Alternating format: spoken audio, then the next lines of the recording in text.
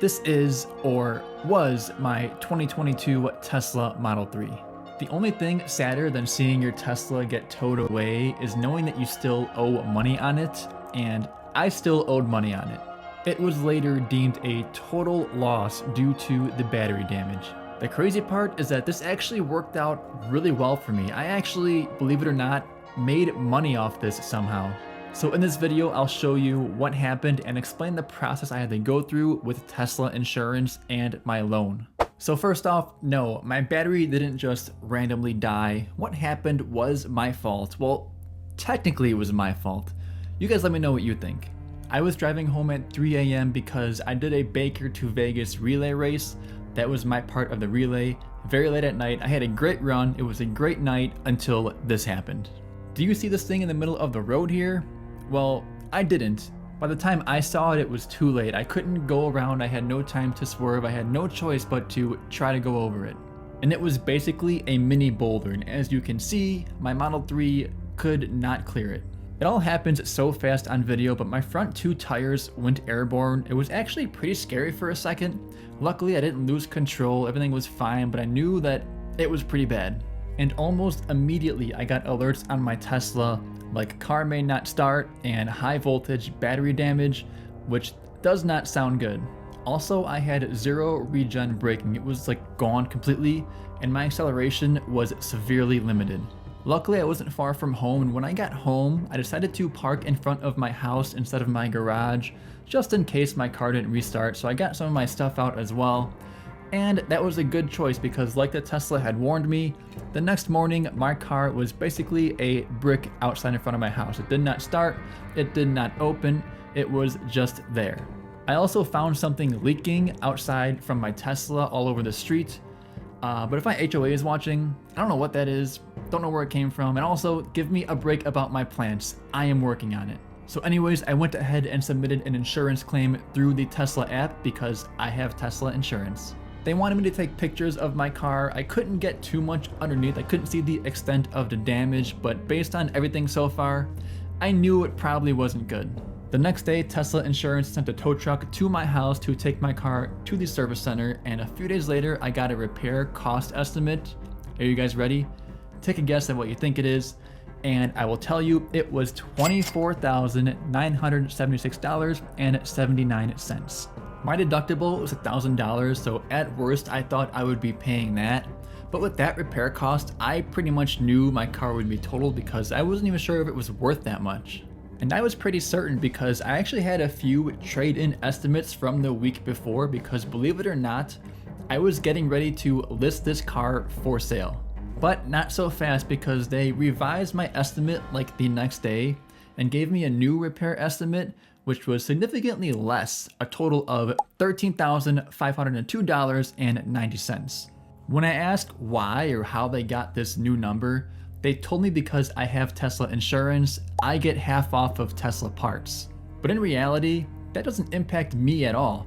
I pay my deductible, they get half off Tesla parts, not me.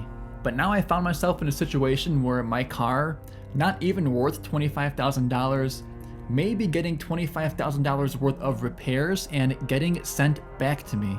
But before this, I was expecting to sell it and hopefully get like $23,000 for it, and I owed $25,000, so I was expecting a small L. But if I had a new battery and $25,000 worth of repairs, I don't know how much I'd be able to sell it for, potentially a big L. And I actually had gap insurance on my Tesla for this specific reason. So gap insurance, if you don't know, covers the difference between what your car is worth and what you still owe on your loan if it's totaled or stolen. It fills the gap so you're not stuck paying out of your pocket. So because of all of this, I actually wanted my car to get totaled. It would be much harder for me and a much bigger L financially if I had to get it repaired, get it back, and try to resell it while I owe about $25,000 on the car. But fast forward about a week or so, and spoiler alert, as you guys already know, I mentioned it, the car was eventually deemed a total loss. Over the next few days, my repair estimate kept inching higher and higher. When the adjuster actually looked at it for a very detailed estimate, they deemed that the repair costs would be about $23,937.44. And here are some of the details of how they got that estimate, but I have another number in this report that absolutely shocked me.